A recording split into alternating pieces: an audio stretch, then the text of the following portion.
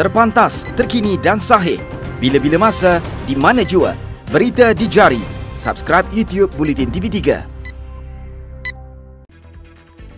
Buletin 1.35 September bersama saya Hawa Rizwana Rizwan. Tajuk utama tengah hari ini. Kes kematian pegawai komando, seorang tentera disiasat.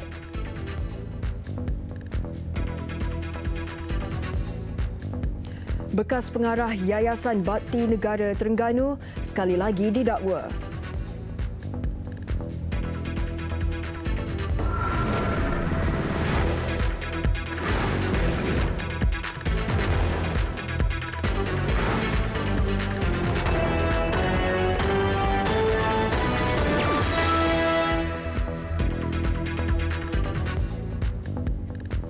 Assalamualaikum dan selamat sejahtera. Seorang tentera disiasat pagi tadi berhubung insiden Major Muhammad Zahir Armaya yang meninggal dunia akibat tertembak ketika melakukan demonstrasi di Kem Lok Kawi Penampang, Sabah. Perkara itu disahkan oleh Ketua Polis Daerah Penampang, Deputi Superintendent Muhammad Haris Ibrahim. Katanya siasatan awal mendapati mangsa ketika itu sedang melakukan acara persembahan tembak sempena Majlis Perbarisan Pelancaran Division ke-5 dan Brigade ke-13 Infanteri Malaysia. Mangsa tertembak oleh rakannya sendiri dalam jarak lingkungan 5 meter menggunakan senjata api. Siasatan dilakukan mengikut Seksyen 304A Kanun Keseksaan.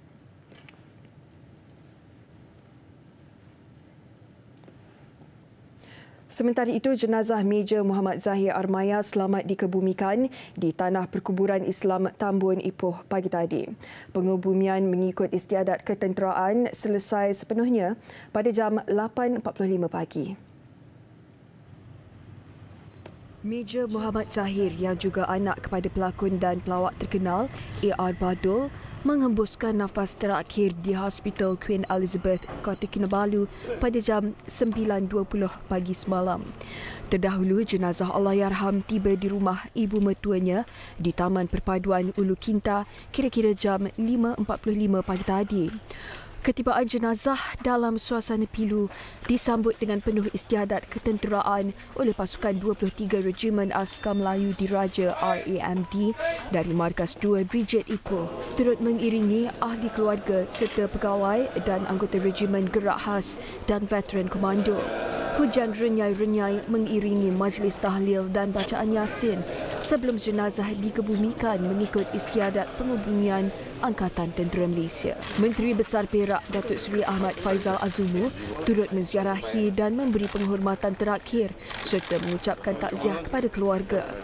Istiadat pengebumian dihadiri lebih 2,000 orang termasuk ahli keluarga, warga ATM dan penduduk setempat.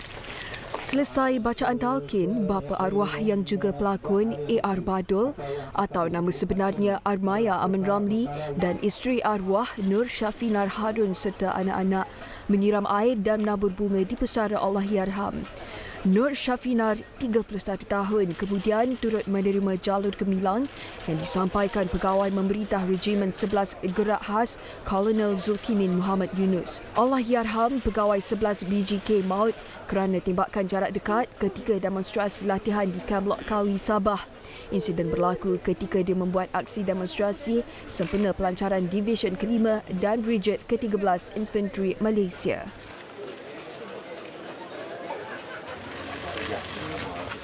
Sementara itu, Menteri Besar Perak Datuk Seri Ahmad Faizal Azumu menyifatkan Allahyarham sebagai seorang yang gagah berani dan wira negara. Ujarnya, seluruh negara amat bersedih dengan pemergian Allahyarham. Kita tentunya faham bahawa latihan-latihan seperti itu telah selalu Allahyarham dan rakan-rakan lain lakukan. Dan ini semua dilakukan bukan untuk menunjukkan kehebatan di mereka, tetapi ini adalah antara latihan-latihan untuk memperkemaskan kecekapan mereka demi untuk mempertahankan negara kita. Manakala A.R. Badul menghargai dan mengucapkan terima kasih kepada pihak ATM yang menyempurnakan pengebumian anaknya itu. Saya rasa bangga anak saya menjadi seorang tentera kerana komitmen mereka terhadap mangsa, terhadap yang dalam kemenangan apa saja. Saya memang cukup berbangga. Tidak ada satu pun perkara-perkara yang menjadi halang untuk nak sampaikan dia balik kat sini. Allahyarham Meja Muhammad Zahir adalah anak sulung daripada perkahwinan pelakon dan pelawak terkenal itu dengan isteri ketiganya yang berasal dari Sabah.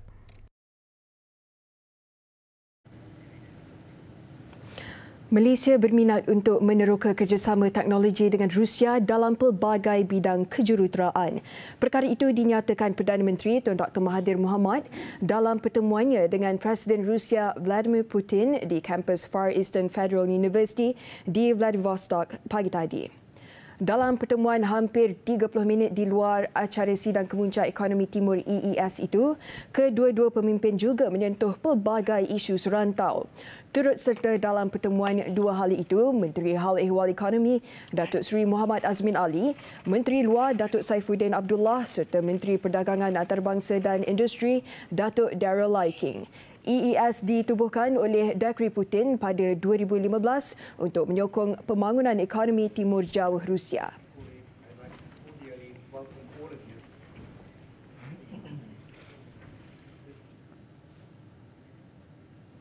Bekas pengarah Yayasan Bakti Negara Terengganu YBNT sekali lagi didakwa di Mahkamah Magistrate Kuala Terengganu.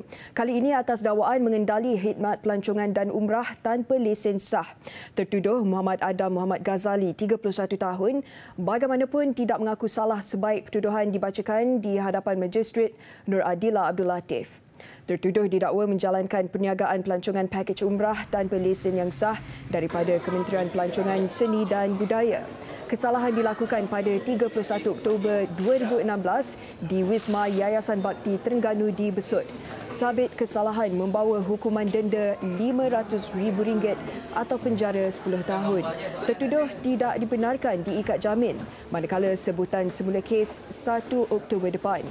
Julai lalu, dia didakwa atas 76 pertuduhan kes penipuan pakej umrah membabitkan kerugian hampir RM300,000. Kes penipuan itu dipercayai menjejaskan 4,800 individu terutama guru selepas mereka membayar sebanyak RM3,000 seorang. Boleh petik nama sikit. 3 kawasan di Sarawak iaitu Miri, Sri Aman dan Kuching mencatat bacaan indeks pencemaran udara IPU tidak sihat. Berdasarkan maklumat Sistem Pengurusan Indeks Pencemaran Udara Malaysia APIMS, sehingga jam 12.30 hari tadi, Sri Aman mencatat IPU 132, Samarahan pula 114 dan Kuching 104.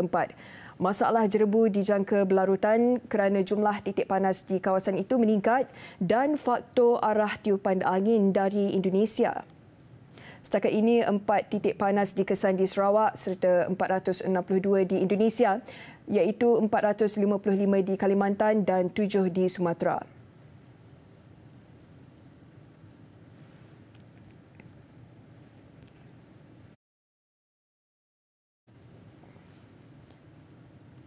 Hari Jumaat diisytiharkan sebagai Hari Penggunaan Tulisan Jawi sebagai usaha memperkasakan tulisan itu. Menteri di Jabatan Perdana Menteri Datuk Seri Dr. Mujahid Yusof berkata, tulisan Jawi adalah platform untuk mengembalikan sejarah warisan negara. Ini kerana Malaysia dan bahasa Melayu secara khususnya menggunakan tulisan itu sebagai pengantara rasmi sama ada dalam hubungan antara negara mahupun masyarakat. Datuk Seri Mujahid berkata demikian selepas melancarkan program Semarak Tulisan Jawi bagi peringkat agensi-agensi di bawah kementeriannya semalam. Pada majlis itu, beliau menyampaikan tag nama dalam tulisan Jawi kepada setiap ketua agensi. Program berkenaan akan dilaksanakan oleh seluruh kaki tangan agensi agama dengan memakai tag nama pada setiap hari Jumaat.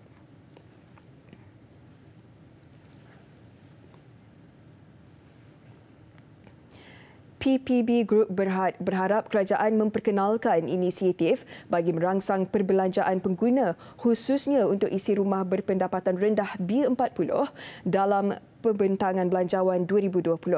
Pengarah urusannya Lim Sun Huat juga mahu kerajaan mengurangkan cukai korporat.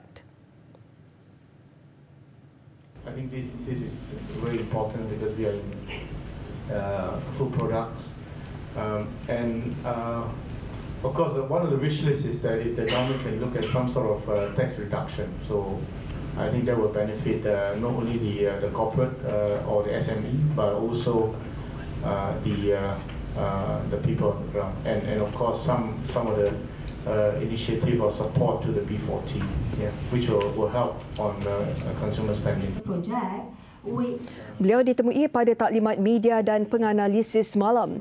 Kerajaan dijadual membentangkan Belanjawan 2020 di Parlimen pada 11 Oktober 2019. PPB Group adalah syarikat konglomerat kepelbagaian tempatan yang terbabit dalam pengeluaran makanan, pengedaran filem, pelaburan hartanah dan pembangunan.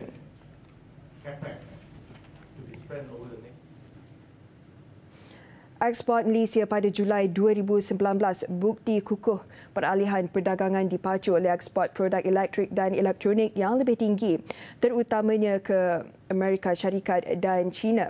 Menurut United Overseas Bank UOB Malaysia Berhad, dalam nota penyelidikannya, peningkatan 1.7% kepada RM88 bilion direkodkan pada bulan itu.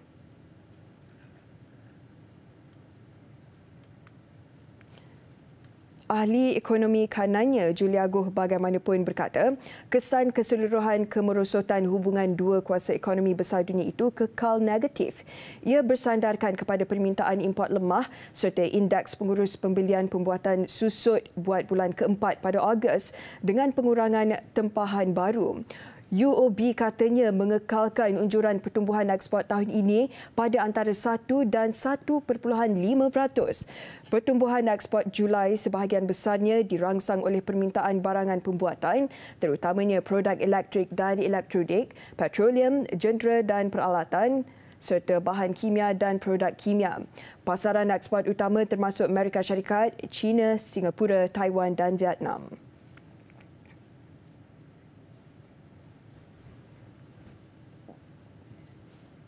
Small Medium Enterprise Development Bank Malaysia Berhad SME Bank meluluskan pembiayaan berjumlah RM30 bilion kepada lebih 17,000 perusahaan kecil dan sederhana PKS setakat ini. Presiden dan Ketua Pegawai Eksekutif Kumpulan Arya Putra Ismail berkata, bank itu meneruskan keterlibatannya dengan pihak berkepentingan untuk membangun dan melaksanakan pelbagai program bagi merapatkan jurang pembiayaan PKS yang tidak mendapat pembiayaan atau kekurangan pembiayaan. Tambahnya, penarafan 3A baru-baru ini dengan prospek stabil yang diiktiraf Malaysian Rating Corporation turut mengesahkan kedudukan SME Bank sebagai peneraju dalam membangunkan PKS. Sejajar agenda sosioekonomi kerajaan Dasar Keusahawanan Nasional 2030, banyak inisiatif akan dilaksanakan untuk terus memperkasakan PKS, terutamanya kumpulan B40. SME Bank adalah agensi di bawah Kementerian Pembangunan Usahawan.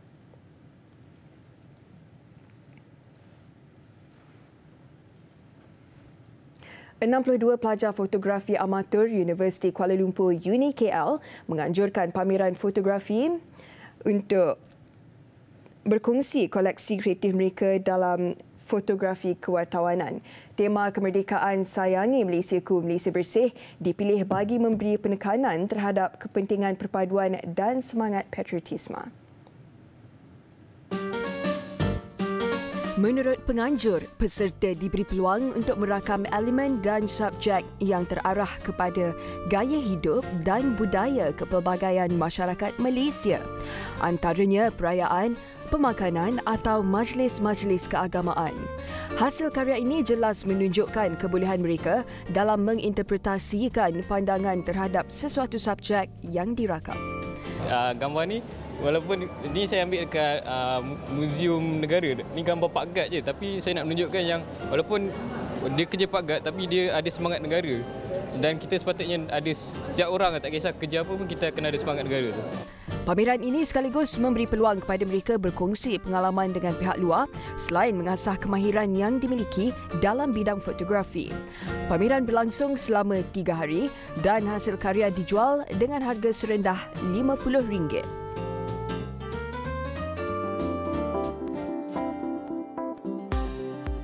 Pengeluar produk kesihatan dan kecantikan popular, D-Herbs menjangkakan penjenamaan semula produknya mampu menjana peluang baharu dalam usaha memperkukuh serta meletakkan jenama berkenaan pada tahap lebih tinggi. Antara usaha terbaru D-Herbs memperkenalkan modul dan konsep perniagaan baru iaitu membuka peluang kepada stokis dan pengedar untuk membuka butik di pusat membeli belah terkemuka tanah air. Sebenarnya untuk satu kos ni dia memperuntukkan lebih 300,000. Tetapi saya mempunyai orang kata backup dan juga kami mempunyai satu peruntukan menolong franchise dengan kos 150,000 saja. Jadi orang tak payah fikir pekerja, orang tak payah fikir butik, lesen, semua kita all together. Saya bakal membuat periklanan lebih daripada 20 juta ringgit bermula pada hujung tahun depan dan alhamdulillah sebenarnya saya mempunyai lebih daripada 20 orang ya yang telah menyertai franchise kami dan sekarang kami tengah pre-IPO. Saya tengah berusaha gigih untuk menjadikan jenama ini dalam public listed company. Kalau ikutkan memang daripada di bermula pun kita memang selalu buat sama-sama. Cuma saya tak suka keluar TV. Tapi bila dalam keadaan sekarang ni terpaksalah sebab yang seorang lagu tu dia dah penat keluar TV. Dapat terkeja-keja. Jadi kita menyambut kenapa? Sebab because kadang-kadang bila perempuan yang promote, seorang akan lebih trust sebab produk-produk kebanyakan untuk produk-produk perempuan pengguna kan. Beliau ditemui di majlis penjenamaan semula D-Herbs yang sekaligus turut menyaksikan penjenamaan semula 20 produk popular mereka.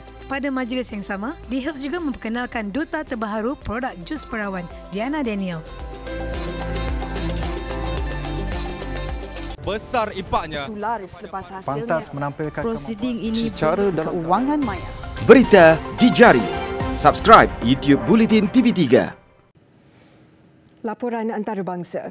Kerajaan Britain, pimpinan Perdana Menteri Boris Johnson kini seolah-olah tiada hala tuju. Ia selepas ahli parlimen mengundi untuk menggagalkan rancangan Brexit tanpa perjanjian pemisahan dan menolak rancangan pilihan raya awal bagi memecahkan kebuntuan politik. Susulan itu, Johnson mengkritik pemimpin pembangkang Parti Buruh Jeremy Corbyn kerana menolak usul berkenaan. Mr. Speaker, the obvious conclusion is I'm afraid that he does not think he will win. And I urge his colleagues to reflect on what I think is the unsustainability of this position overnight and in the course of the next few days. Hanya 298 ahli parlimen mengundi menyokong pilihan raya awal diadakan, sementara 56 menentang, manakala Parti Buruh sepakat untuk berkecuali.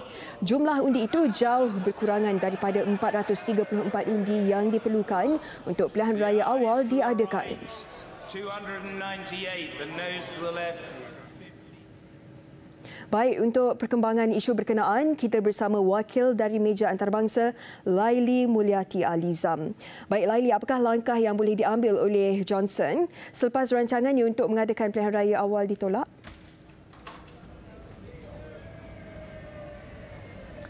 Okey, baiklah Hawa. Walaupun penggubal undang-undang Britain menolak rancangan untuk mengadakan pilihan raya awal, ia satu senario yang tidak dapat dielakkan. Dalam bak laun, penduduk Britain berkemungkinan besar berdepan pilihan raya. Di bawah undang-undang Britain, pilihan raya umum yang akan diadakan dijadualkan berlangsung pada 2022. Sekiranya kerajaan mahu mengadakan pilihan raya awal, ia perlu mendapatkan sokongan 2/3 anggota parlimen. Jika Parti Buruh tetap menentang, Johnson boleh mempertimbangkan pilihan lain seperti memanggil undi tidak percaya pada kerajaan sendiri atau memperkenalkan undang-undang baru untuk pilihan raya dan kedua-duanya hanya memerlukan majoriti mudah. Hawa? Bagaimana pula reaksi Brussels susulan krisis yang melanda kerajaan pimpinan Boris Johnson?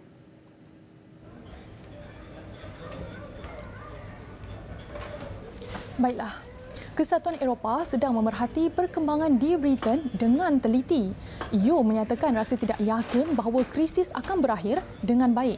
Ia juga tidak pasti sama ada kerajaan Britain mempunyai sebarang rancangan konkret untuk pemisah secara teratur dari EU. Brussels tidak yakin Perdana Menteri akan dapat membentuk sebarang perjanjian Brexit. EU tidak menolak kemungkinan Britain akan meninggalkan blok berkenaan tanpa perjanjian. Baik, itu sahaja laporan saya daripada meja antarabangsa. Kembali bersama rakan setugas di Studio A. Hawa, silakan. Terima kasih Laili Mulyati Alizam atas laporan itu. Kita ke laporan seterusnya. Sekurang-kurangnya 20 terbunuh dan 16 yang lain cedera dalam letupan di sebuah kilang mercun di Punjab, India. Letupan itu juga mengakibatkan struktur bangunan kilang berkenaan runtuh. Kejadian berlaku di Bandaraya Batala kira-kira jam 4 petang waktu tempatan semalam. Beberapa buah bangunan yang terletak berhampiran turut mengalami kerosakan. Anggota pasukan penyelamat dikerahkan ke lokasi untuk mencari mangsa yang dikhawatiri terperangkap di bawah runtuhan. Pihak berkuasa tidak menolak kemungkinan angka kematian akan meningkat. Punca kejadian sedang disiasat.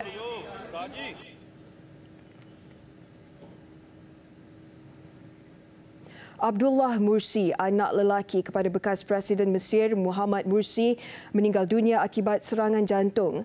Berita kematiannya disahkan oleh abangnya Ahmad serta ahli keluarga. Menurut Ahmad, sebelum disahkan meninggal dunia, adiknya itu telah mengalami kejang sewaktu memandu bersama rakannya di Kahirah.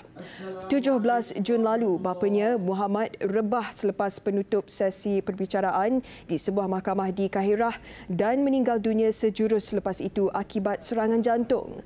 Muhammad Mursi, 67 tahun, adalah Presiden Mesir pertama yang dipilih secara demokratik dan hanya sempat memegang kuasa lebih setahun sebelum pihak tentera menggulingkan pemerintahannya pada 2013.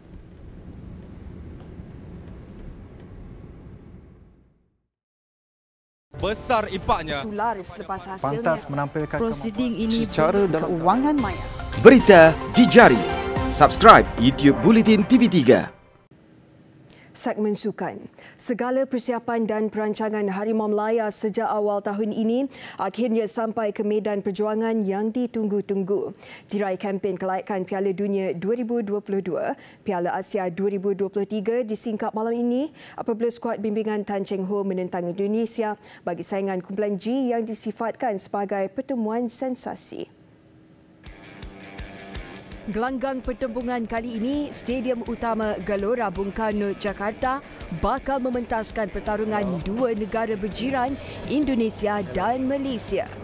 Rekod baik tuan rumah di gelanggang sendiri nyata tidak sedikit pun menjejaskan moral pemain negara yang dilihat ceria semasa sesi rasmi latihan terakhir semalam. Apapun jua situasi ataupun cabaran mendatang, ianya perlu ditangani sebaiknya barisan Harimau Melaya mengelak tekanan yang memakan diri. Jurulatih Tan Cheng Ho tidak pernah tidak yakin mahupun meragui keupayaan anak buahnya. Barisan terbaik pasti sudah dipersiapkan menerusi gandingan-gandingan tertentu pemain yang dibawa. Cuma sedikit teka-teki, siapa menjadi pemain terakhir bakal digugur memandangkan skuad negara mempunyai lebihan seorang pemain untuk mendaftarkan senarai lengkap seramai 23 orang yang dibenarkan.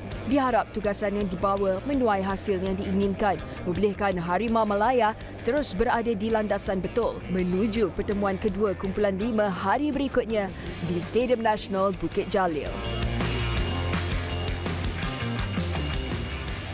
Sementara itu, pasukan Indonesia juga tidak mensia-siakan sesi latihan terakhir pasukan menguji venue perlawanan. Stadium Utama Gelora Bung Karno bukanlah sesuatu yang asing buat timnas Garuda yang dilatih Simon McManamy dari Scotland. Kelebihan beraksi diiringi sokongan peminat sendiri, serasi dengan permukaan padang serta rekod pertemuan lalu yang memihak tuan rumah antara bekalan awal yang dimiliki mereka. Tetapi ianya bukan jaminan utama meraih kejayaan memandangkan Malaysia sedia menyerap segala cabaran untuk menyaingi lawan. Boleh dikatakan agak sukar untuk membaca kemampuan Indonesia kali ini. Tetapi barisan serangan mereka agak berbisa selain beberapa pemain seperti Sadil Ramdhani, Evan Jumas dan Ann Vermansah juga bukanlah asing buat pemain negara kerana mempunyai pengalaman beraksi di Liga Malaysia.